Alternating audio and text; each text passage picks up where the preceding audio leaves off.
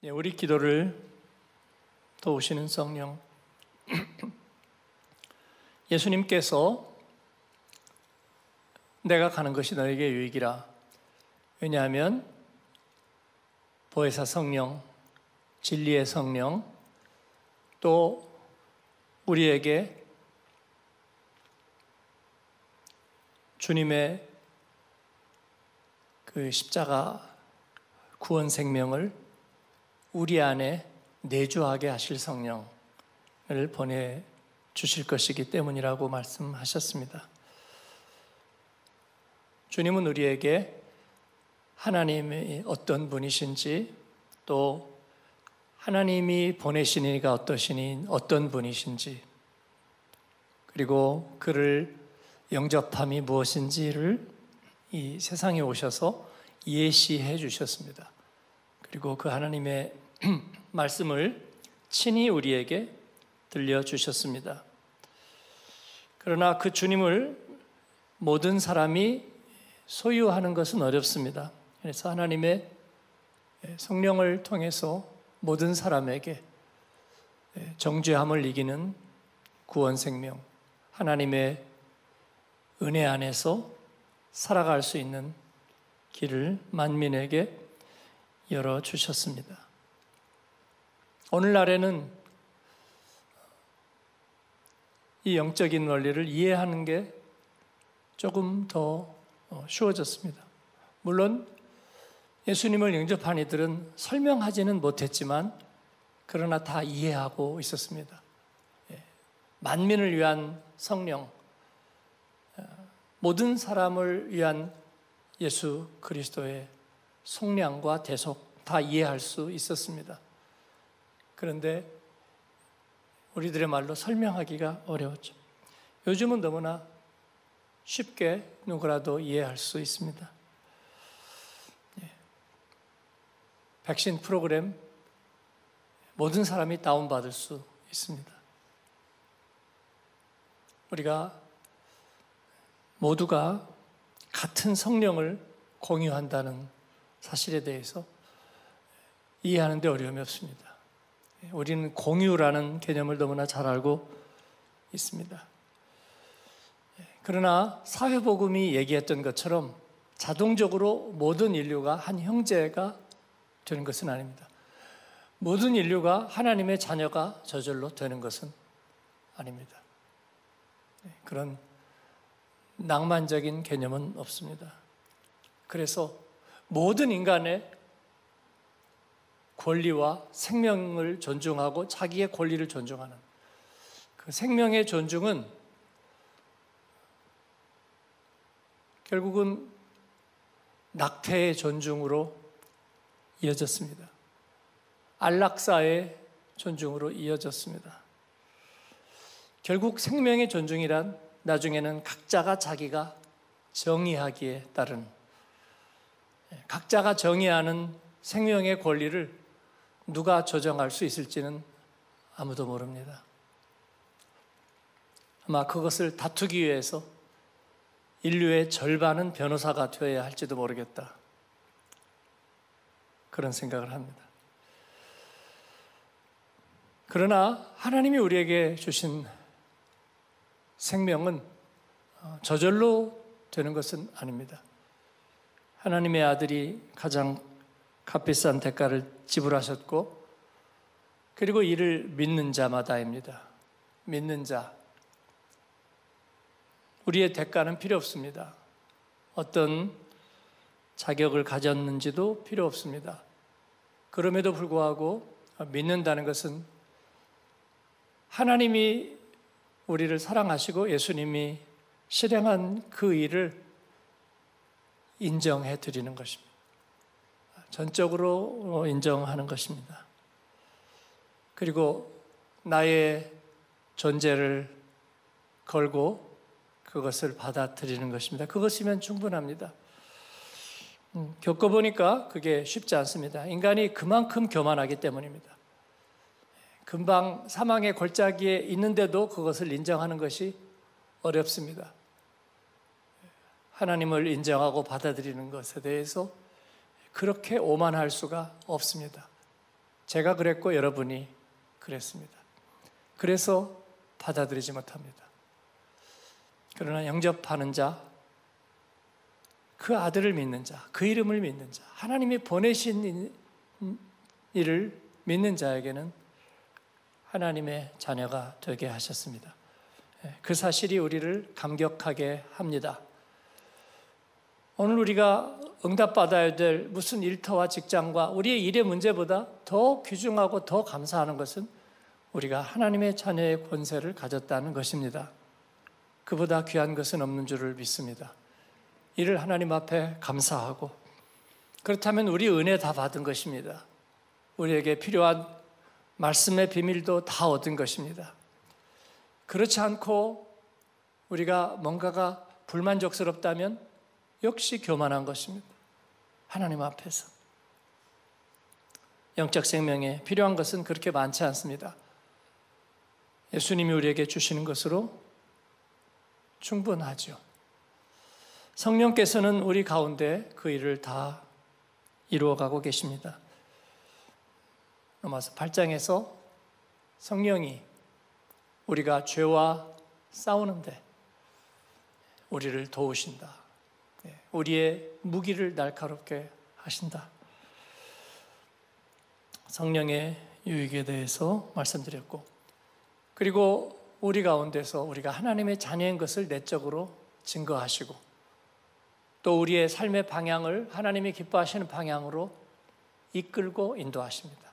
나는 가만히 있는데 내가 원하는 것을 이루어주는 쪽으로 그렇게 인도하시는 게 아니고, 내가 가만히 있어서는 응답이 만 가지라도 그것은 응답이 될 수가 없습니다. 왜냐하면 내 속사람이 자라고 내 삶의 방향이 주를 향해서 발걸음을 움직이게 해야지, 그래야 모든 것이 하나님의 인도하심과 응답이 되는 것이지, 나는 가만히 있는데 원하는 것이 이루어지는 것, 답답한 것이 풀리는 것, 그것이 응답은 아닙니다. 응답이 될 수가 없습니다. 어제 청년 파워 제자반 마지막 시간을 가졌는데, 멘토링 하면서 제가 그 얘기를 나눴습니다. 비극의 그림자. 인생의 무엇이 비극인가? 결국은 내가 하나님 앞에 성장하고 하나님이 기뻐하시는 그 모습으로 점점 나아가지 못하는 것 자체가 이제 비극이고, 비극의 그림자는, 비극의 냄새는 어디에서나 납니다. 결국은 어느 순간인가 하나님이 인도하고 제시하는 길에서 점점 격차가 커지고 멀어지면서 이제 스스로 비극의 시나리오를 써갈 거다. 비극의 냄새가 나는 거죠. 그러나 따라가면 됩니다. 하나님 앞에 예와 아멘 하고 따라가면 됩니다. 왜 아멘 하지 못하는가? 교회를 조금 다닌 사람이라면, 어린 시절에 교회를 경험한 사람이면 다 압니다. 손 들고 찬양할 줄 알고, 아멘 할 줄 알고, 할렐루야 할 줄 압니다. 주님이 하셨습니다 할 줄 압니다. 다 해봤고 다 들었습니다. 그런데 어느 순간 입을 꽉 다물고 얘기하지 않습니다. 왜 그런 줄 아시나요? 내가 주인된 세상, 내가 누릴 세상에서 뭔가 그것이 방해와 걸림돌이 될 것을 염려하기 때문입니다. 그래서 거리를 두고 있는 거예요. 왜냐하면 조금 있다가 내가 마음대로 할 세상에 뭔가 가책이 될 일을 미리 하지 않으려는 거예요. 이해 충분히 되시죠, 여러분? 이해 충분히 되시죠? 여기에서 내가 믿음으로 조금 오버했다가 그 다음에 내가 편하게 살아야 될 세상에서 약간 그것이 양심의 가책이 되고 걸림돌이 될 것을 미리 미연에 방지하는 거예요. 그래서 입 딱 다물고 있는 거예요. 그리고 은혜 못 받았다 하면은 면책이 되는 거예요. 네? 기도에 응답이 없는데? 라고 말해버리면 되는 거예요. 오늘은 예배가 좀 산만한데? 그렇게 말해버리는 거예요. 그리고 나면 그 다음에 내가 사는 세상, 내가 세상에서 마음대로 불평한다. 그건 좀 애교스러운 정도고요. 그리고 우리가 연락하고 누리고 또 내 마음대로 할 세상에 대해서 걸림돌을 갖지 않으려는 것입니다. 그러나 성령은 강합니다. 사랑은 죽음처럼 강하고 그래서 그게 쉽게 되지는 않습니다. 그래서 우리 청소년들, 우리 자녀들에게 주일 성수는 무조건 하라는 거예요. 네 녀석들이 성경을 다 알고 모든 것을 하나님 뜻대로 할 수 없을 것 같아도 주일날 몸뚱이를 가져다가 하나님의 성전에 있게 하라 그런 거예요. 그러면은요, 아무리 입을 꽉 다물고 있어도 이 세상의 세계관 속에서 어느새 녹아져 살면서 자기 마음속에 계속 불화를 가지고 있어도 하나님의 성령은 잘 가만 놔두지 않는 거예요. 왜냐하면 은혜는 죄보다 강하고 사랑은 죽음보다 강하고 그리고 하나님이 우리에게 주신 믿음의 선물은 어떤 욕망과 어떤 불신앙보다도 강하기 때문인 줄로 믿습니다. 그래서 몸을 쳐서 하나님 앞에 갖다 놔야 돼요. 그런데 우리가 얼마나 교만하냐면 그것을 하기 싫어 하는 것이고요. 그게 어려운 거잖아요. 만 가지 이유로 그게 어려운 거잖아요. 그리고 교회와 신학자와 목회자들이 앞다퉈서 그것에 대한 정당화를 했어요. 무슨 뉴노멀 시대다. 뭐가 뉴노멀이에요? 노말이 아닌 거면 비노멀이죠. 그렇죠? 넌 노멀이. 그게 아니라 뉴노멀이래요. 뉴노멀. 이게 무슨 말입니까? 저는 그 말을 처음부터 인정하지 않았어요. 포스트 코로나래요. 무슨 바이러스 이름에다가 포스트를 붙입니까? 포스트 모던, 포스트 휴먼, 그리고 포스트 코로나. 저는 그 말을 인정할 수가 없었어요. 이제는 몸으로 예배하지 않아도 된다는 거죠. 강아지를 데리고 산책을 어떻게 유튜브로 해요? 어머니 생신 때 어떻게 유튜브로 대신해요? 유튜브에다 하나 띄워서 어머니 생신 해요? 세상 모든 어머니와의 기쁨을 나누고 싶습니다. 그런 게 어디 있어요? 그런 거는 없죠. 하나님을 예배하는데 가상 예배라는 걸 만들어낸다는 것이 가능이나 한 거예요. 우리가 홈페이지 들어가서 예배를 드릴 수 있는 것은 그게 아니에요. 내가 몸으로 예배하는 거예요. 그런데 지금 내가 어디에 가 있기 때문에 내가 예배하는 것을 그렇게 대신하는 거죠. 어디에 있든지 내가 하나님을 있는 곳이 하나님을 예배하는 곳이라는 것은 틀렸어요. 그러면 우리는 순식간에 급속도로 하나님과 멀어질 거예요. 뭐가 뉴노멀이에요? 바이러스 피해서 도망다니는 게 뉴노멀이에요? 그런 일은 없습니다. 그래서 결과는 뭐예요? 청소년과 젊은이들이 그렇지 않아도 울고 싶은데 뺨을 정확히 때려줬어요. 코로나가 때린 것이 아니고요. 그것을 그렇게 뉴노멀이니 언택트 시대니 이런 식으로 말하면서 정당화를 시켜줬어요. 청소년들 다 떨어졌죠. 그리고 청년들 다 떨어지고 다 떨어지는 줄 알았어요, 여러분. 그리고 믿음이 연약한 이들, 연약하다는 말은 틀렸어요. 믿음이 연약하다. 그럼 또 하나님 책임이 있는 것 같아요. 교회 책임이 있는 것 같아요. 믿음이 연약하다 하면은. 예. 교회 열심히 나가는 아내 책임이 있는 것 같아요. 집안 살림은 놔두고 예배당만 나가서 그렇게 하니까 내가 믿음에서 멀어졌다고. 그 아내 책임이 있는 것 같아요. 근데 사실 그게 아니죠. 예. 교만한 거죠. 예. 하나님의 주권에 작은 하나도 인정하기 싫어하는 오만함이, 그 이유가 어디 있는가? 예. 스티븐 호킹처럼 빅뱅을 알아버려서, 우주의 원리를 알아버려서 그래서 믿음이 안 생기는가? 아니죠. 세상에서 내가 주인 된 세상 요만한 거 하나를 누리려고 그 대가로 하나님을 인정하지 않으려는 거죠. 그 교만이, 그 히브리스가 우리 안에 있는 거죠.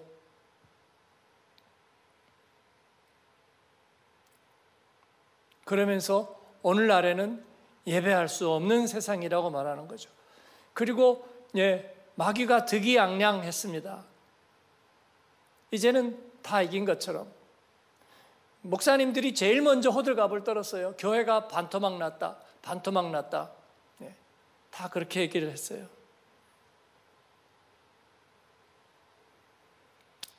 그렇지 않아도 성장하지 못하고 전도하지 못하는 교회들이 너무나 위로를 아마 받았을까요? 어차피 안 되는 거였어. 그러나 그렇지 않습니다. 디아스포라가 집도 절도 없는, 아니지, 집도 교회도 없는 디아스포라 교회가 반토막 난 줄 알았는데, 그런데 다시 불이 붙기 시작했죠. 내적 열심이 일어나기 시작했습니다. 알곡과 쭉정이가 구별되면서, 쭉정이는 바람에 나는 겨와 같은데 알곡이 열매를 맺기 시작하죠. 저는 이것을 디아스포라 현상이라고 한번 강의에서 얘기한 적이 있습니다. 강의를 부탁했는데 횃불에서 언택트 시대에 제목을 미리 줘서 왔어요. 그냥 썼어요. 하지만 나는 거기에 동의하지 않는다. 뭐가 언택트 시대예요?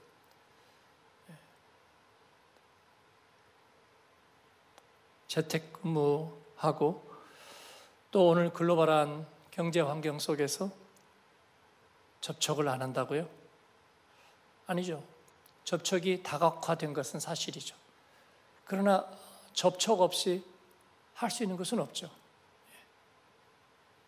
모든 것을 언커플링 해서 할 수 있는 것은 아무것도 없죠. 하나님 앞에서는 그렇게 할 수 없는 것입니다.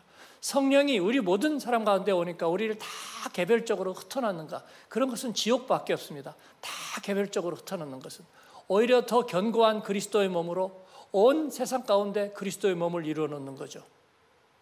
너와 내가 없고 오직 주님께서 주인 되시는 그런 하나됨을 성령께서는 조성하시는 거죠. 그렇죠? 그렇습니다. 누구도 나를 나라 하는 이가 없고 주님이 영화롭게 되는 삶을 우리가 함께 이루어 가는 거죠. 이것이 우리에게 중요한 줄로 믿습니다. 하나님께서 주인 되시는 것입니다. 주님의 주권을 우리가 인정하는 것입니다. 그래서 교회들이 다시 일어나기 시작하고, 그리고 모이기 시작하고, 또 말씀 앞에 서기 시작하고 그러는 거죠. 우리도 제자훈련도 온라인으로 하고 했습니다. 온라인은 이제는 몸은 없는 거다, 그런 의미가 아니죠. 그런 의미가 아니죠. 모든 제약에도 불구하고 우리가 몸으로 선 것처럼 같은 열심, 그리고 같은 깨어있음으로 우리가 함께 하는 거죠. 아, 이렇게 좋은 것을 몰랐구나, 그거 아니죠.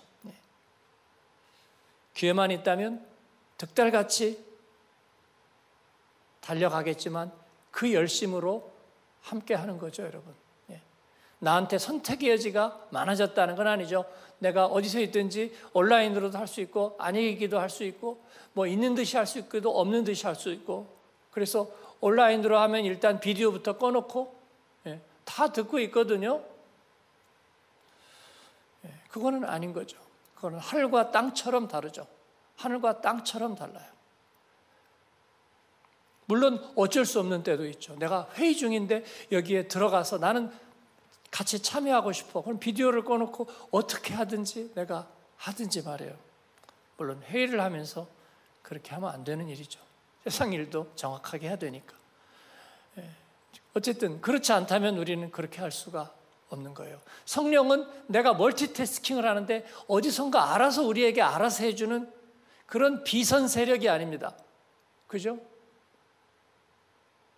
모든 사람에게 임재하시기 위한 하나님의 열심이지, 그것이 내가 아무 일이나 하고 있어도 성령이 알아서 어디선가 나를 해주는 그런 것은 없습니다. 성령님은 하나님과 동등하시잖아요. 우리 모두를 위한 성령이신 줄로 믿습니다. 달라진 것은 없습니다. 우리는 여전히 오프라인 신앙을 가지고 있고, 하나님을 몸으로 섬기고 우리의 몸으로 하나님께 영광을 돌리기를 원합니다. 그것이 우리가 몸이 아프면 건강해져야 되는 이유입니다. 어차피 썩어질 몸 그냥 내버려 두고, 여러분, 그것은 하나님 앞에서의 교만이고 죄이고 주님이 기뻐하시지 않는 일이고, 주님은 우리의 영혼을 값주고 사셨을 뿐만 아니라 우리를 둘째 부활해서 우리에게 우리 정체성을 가진 부활체를 주실 것입니다. 이것을 우리는 믿습니다. 이것이 우리가 육체를 가지고 있고 이 육체가 나의 영과 함께 나의 아이덴티티를 이루고 있는 이유입니다. 여러분, 몸으로 하나님께 영광을 돌리는 저 여러분 되기를 바랍니다. 그렇지 않다면 우리의 연약함이라는 것이 도대체 무엇입니까? 성령이 우리의 연약함을 도우시나니, 우리가 육체의 핸디캡을 가지고 하나님 앞에 연약합니다. 그것이 결국은 우리가 영적으로 연약하다는 이유를 만드는 원인이 됩니다. 그렇지 않습니까? 그렇지 않다면 구원받은 우리가 영으로 연약할 것이 도대체 무엇입니까? 육체의 핸디캡을 가지고 있기 때문에 우리는 연약하고, 그러나 그 연약함은 예수님도 같이 입으셨는데 그 연약함이 하나님의 일을 이루시는데 걸림돌이 되지 않았습니다. 갈릴리 호수의 풍랑이 예수님의 구원을 가로막지 못했고, 예수님의 배고픔과 목마름이, 그리고 그 가운데 사단의 시험이 예수님의 구원을, 예수님이 성령에 충만하시는데 걸림돌이 되지 않았습니다. 하나님의 아들로 선포되는데 걸림돌이 조금도 되지 않았습니다. 그래서 성령도 우리 연약함을 그렇게 도우시는 것입니다. 예수님을 도우시는 것처럼 성령도 우리의 연약함을 도우십니다. 그 중에 가장 큰 것은 성령이 우리를 위하여 친히 간구하시는 것입니다. 로마서 8장이 아니었다면 우리는 아마 이것을 알지 못했을 것입니다.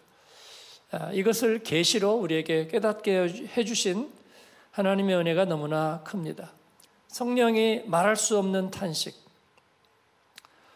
이것을 방언으로 이해하는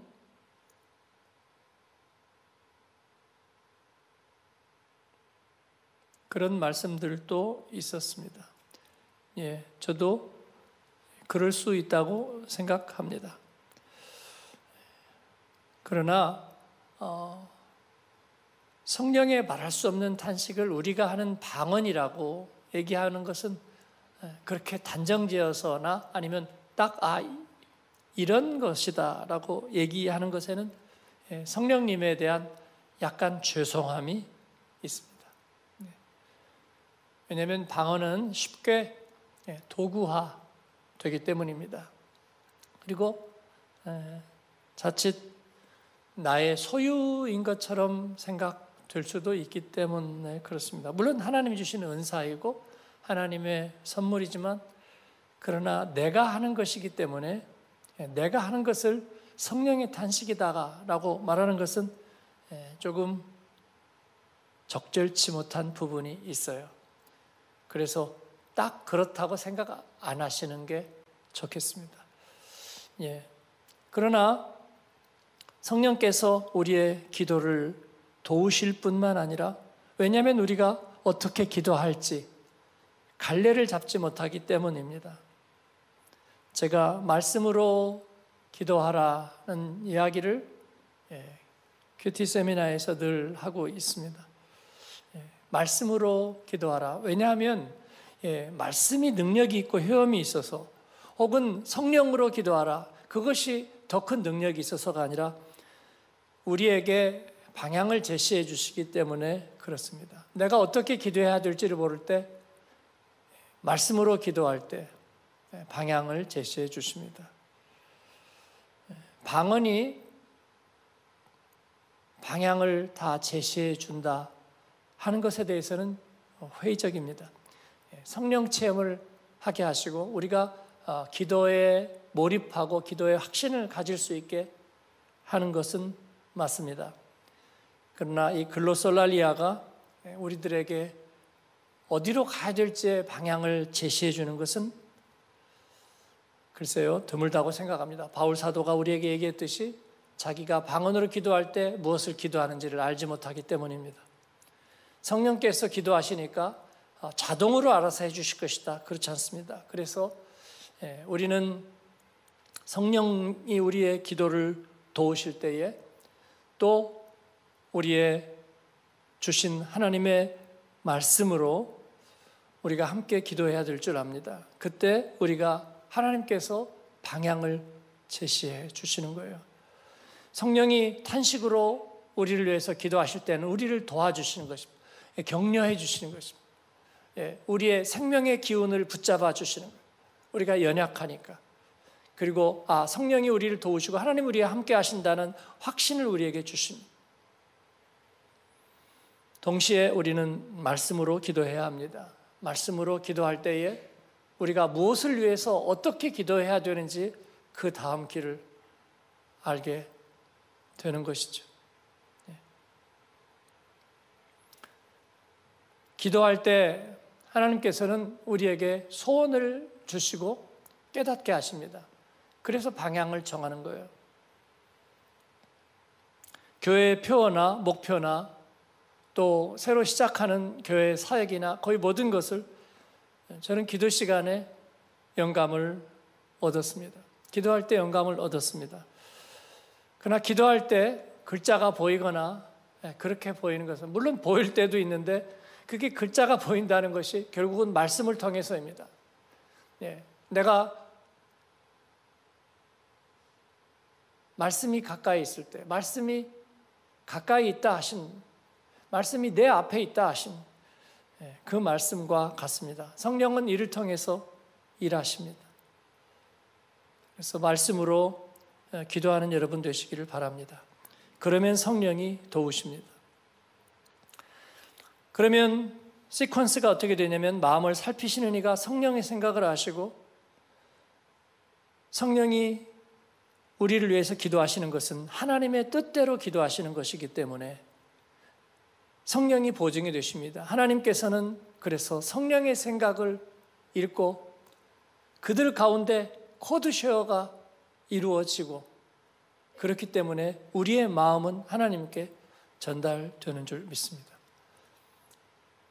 그렇게 될 때에 모든 것은 합력해서 선을 이룰 준비가 이루어집니다. 로마서 8장 28절에 그 위대한 말씀은 그렇게 해서 이루어지는 것입니다. 같이 읽겠습니다. 우리가 알거니와 하나님을 사랑하는 자 곧 그의 뜻대로 부르심을 입은 자들에게는 모든 것이 합력하여 선을 이루느니라. 아멘. 하나님은 우리를 위한 이제 성장 계획을 세우셨습니다. 그 29절과 30절입니다.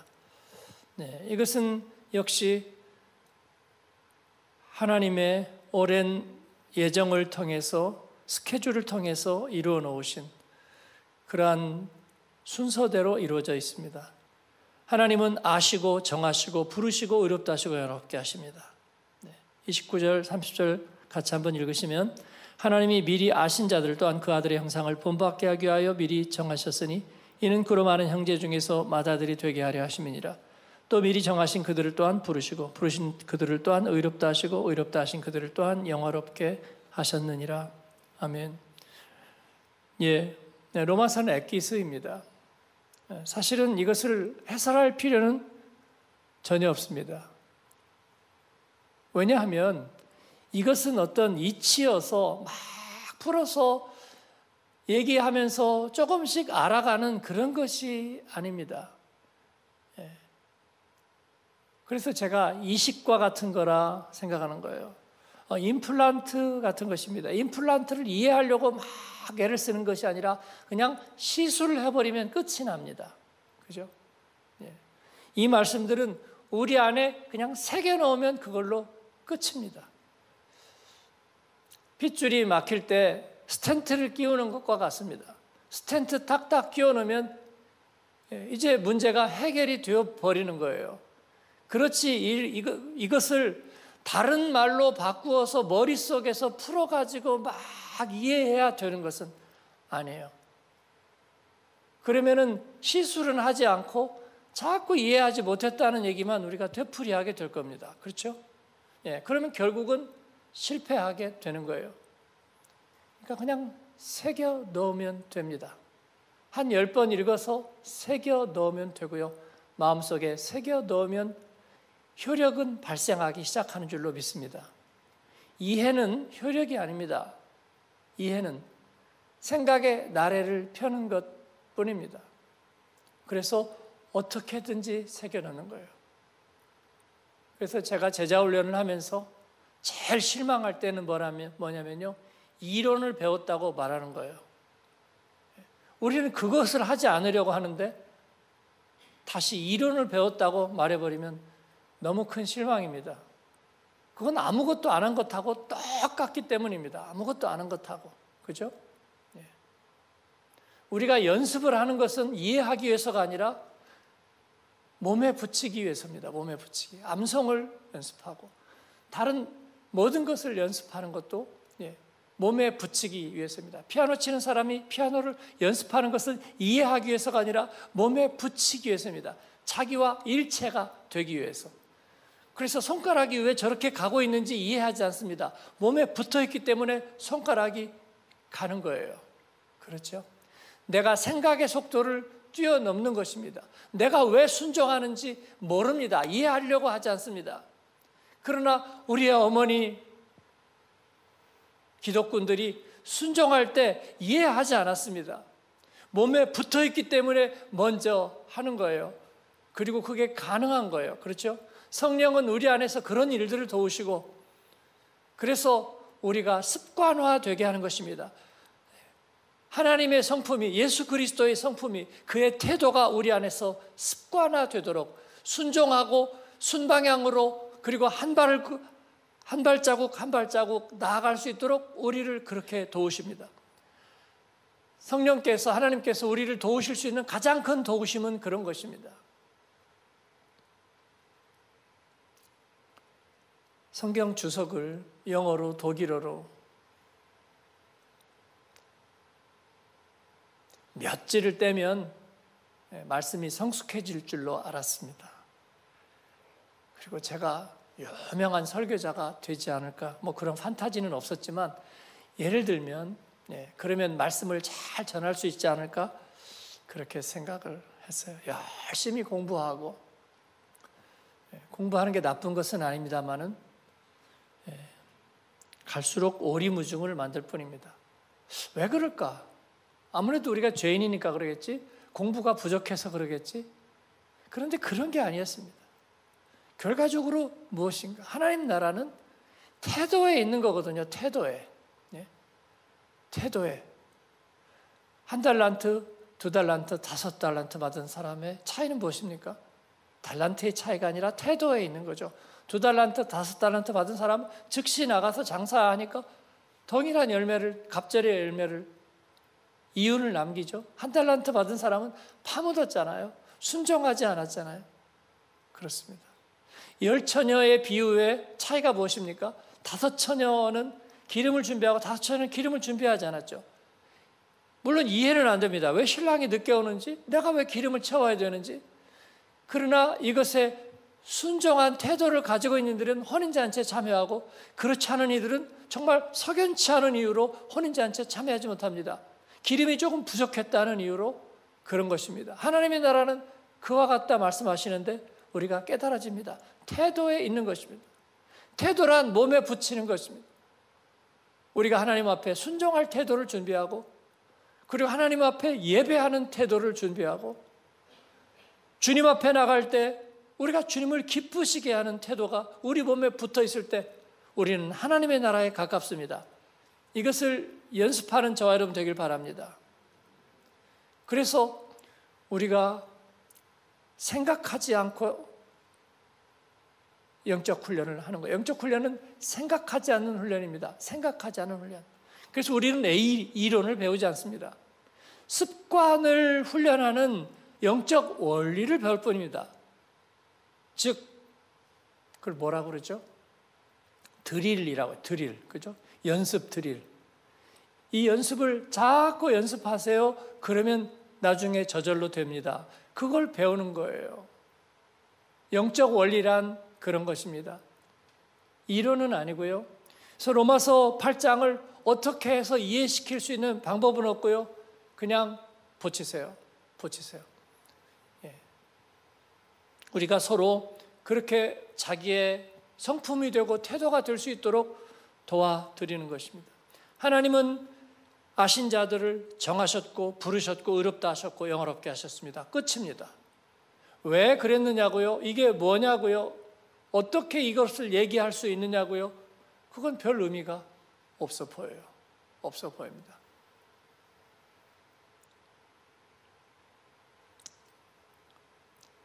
하나님은 우리가 형체를 갖기 전에도 우리를 아셨다. 우리가 빚어지기도 전에 우리를 사랑하셨다. 그건 뭐냐면 하나님이 미리 사랑하기로 정하셨다. 그런 것입니다. 그에게 마치 영감이 떠올랐을 때 그것은 이미 작품이 된 것과 마찬가지인 것처럼 하나님은 그렇게 하셨다. 그리고 때가 참에 우리를 부르셨습니다. 이 세상에 부르셨고 또 우리의 소명을 위해서 부르시고 하나님의 영광을 위해서 부르시고 그 부르심에 합당하게 우리를 씻어 거룩하게 하시는 의롭다 하시고 하나님의 자녀로 삼으시고 그리고 이를 완성시켜서 영화롭게 하실 것입니다. 이것은 우리의 운명이고 우리가 갈 주님 나라에까지 우리가 온전하게 될 그 시퀀스의 다름 아닙니다. 하나님께서 우리를 그렇게 하시고 여러분을 그렇게 하실 것입니다. 중요한 것은 우리의 태도입니다. 아멘 할 수 있는데 하지 않는 거 그거 불신앙이다. 그러니까 아멘 하자. 우리 청년 제자반 하면서는 그랬습니다. 청년들도 이만큼만 바람이 불어도 그날 표정 딱 굳히고 입 딱 다물고 앉아 있습니다. 그래서 찬양팀이 찬양하고 예배하는데 기도자가 기도하는데 조용하게 있는 거예요. 영적 싸움이죠. 그래서 저는 청년 제자반에게 찬양할 이유를 찾지 말고 태도를 몸에다 붙여서 찬양 시작하면 처음부터 끝까지 무조건 손들고 있는 거. 그렇게 훈련을 하는 거예요. 오늘 찬양이 C 코드가 마음에 들어. 그래서 약간 올라가는데 오늘은 D 코드야 마음에 안 들어. 손을 안 올려요. 그게 아니죠. 내가 세상에서 무엇 때문에 내가 하나님 앞에 나가면 그게 방해를 받을까 봐 조율을 하고 있는 거예요. 그죠? 그래서 견고한 진을 파하는 강력으로 우리가 예배할 때는 전심으로 예배하는 거고요. 말씀에는 아멘하고 찬양에는 손을 들고 그렇게 하나님 앞에 서는 거예요. 그건 덮어놓고 믿는 게 아니라 태도예요. 태도. 하나님을 기쁘시게 하는 자의 태도. 기름을 준비한 5 처녀의 태도. 맷돌을 갈다 들림받는 이의 천국 시민의 태도.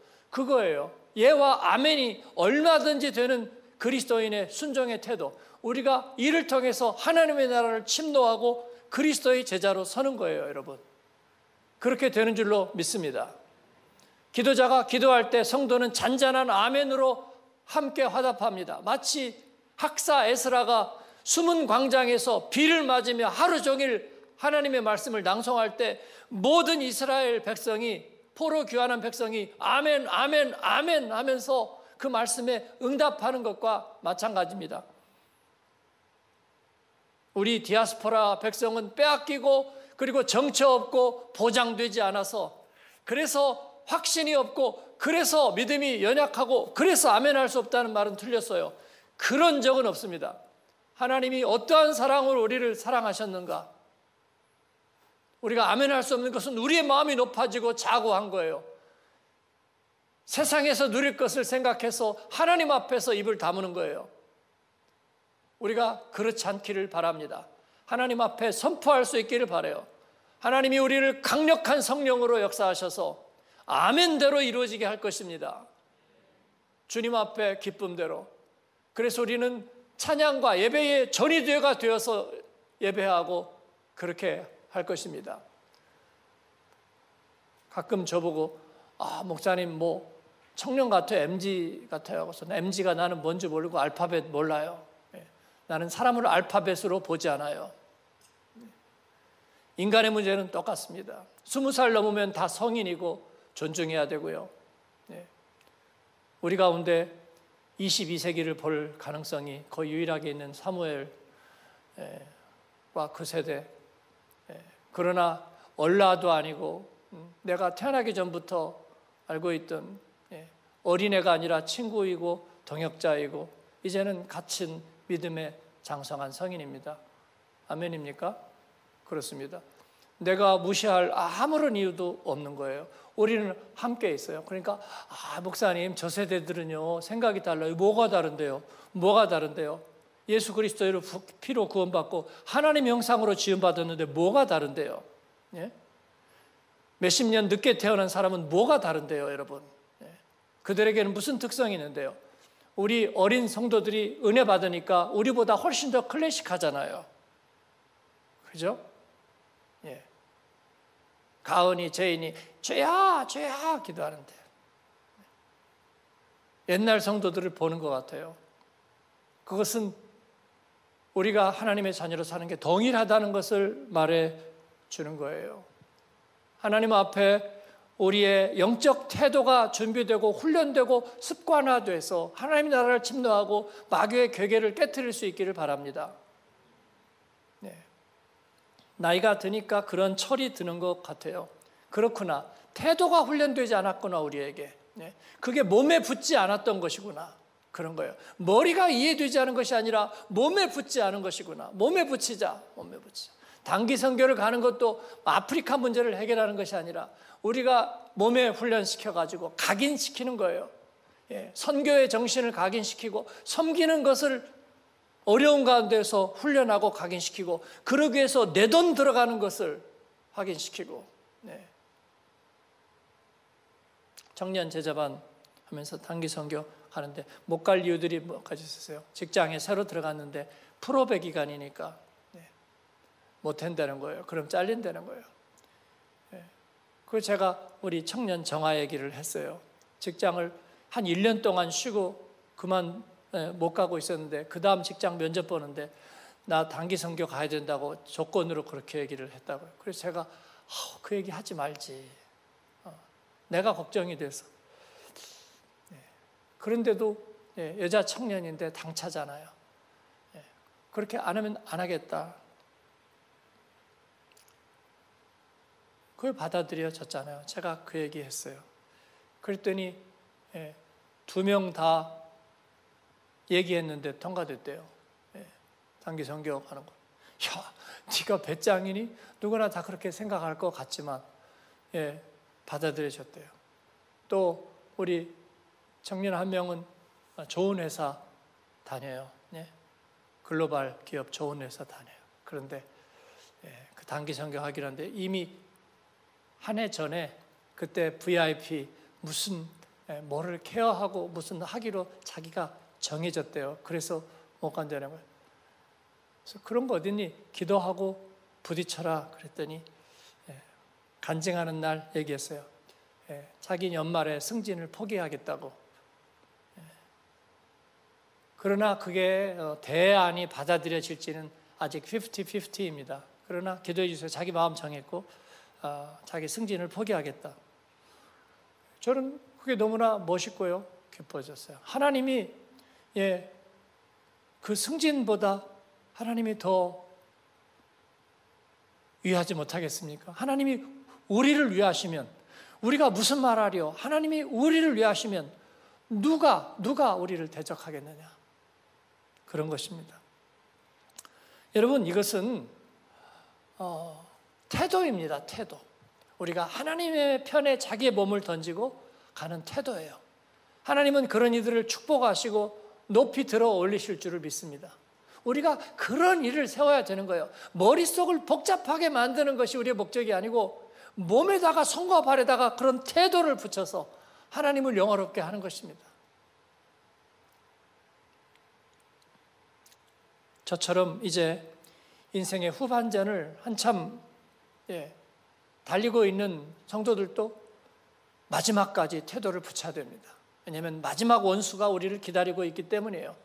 그때 멋진 태도로 주님 앞에 아멘하고 천국에 가려면 태도의 훈련이 필요해요. 태도의 훈련이. 미지근하지 않은 태도의 훈련이 필요해요. 변광천 집사가 세상을 떠날 때 제가 그때 코로나 시기였지만 새벽에 노스트페스트 크랑켄하우스에서 제가 임종 예배를 드리고 영접 기도를 했어요. 아직 의식이 멀쩡한데 이제 당신 하나님 나라 가는 거야, 그렇게 얘기하는 게 제가 사실은 힘들었어요. 그러나 그렇게 해야 되잖아요. 그렇게 해야 되잖아요. 그때 제가 받은 인사한 것은 유광진 집사가 착하잖아요. 또 믿음으로 살았고 그 투병하는 기간 동안 얼마나 속으로 기도했겠어요. 그죠? 근데 착하니까 겉으로 내색은 잘하네요. 저를 보고도 마지막으로 보고서 씩 웃을락 말락해요. 이걸 뭐 웃어야 될지 울어야 될지 잘 모르겠잖아요, 본인도. 근데 제가 무겁지만 이제 하나님 나라에 가게 될 거다. 주님 손 붙잡고 가자 했어요. 그랬더니 아주 작은 소리로 아멘했어요. 작은 소리로 아멘했어요. 아직도 받아들이기 어려운 부분이 절반은 있는 거고요. 또 절반은 두렵지만 주님 손 잡고 가야 된다는 그게 있는 거죠. 그렇습니다. 우리가 그때 아멘 할렐루야 할 수 있는 태도의 훈련이 필요해요. 세상의 손을 놔버리고 주님의 손을 잡을 훈련이 필요하다고요. 훈련이. 그날이 가까움을 볼수록 우리가 더 훈련하고 연단해야 되겠습니다. 그러나 두려워할 필요는 없어요. 주님이 우리에게 기쁘고 좋은 날들을 얼마든지 허락하실 것입니다. 하나님 앞에 동행하여 살면서 멋진 일들을 경험하게 하실 거예요. 왜냐하면 우리를 영화롭게 하신다 하셨습니다. 이 말씀을 믿습니다. 아멘. 기도하겠습니다.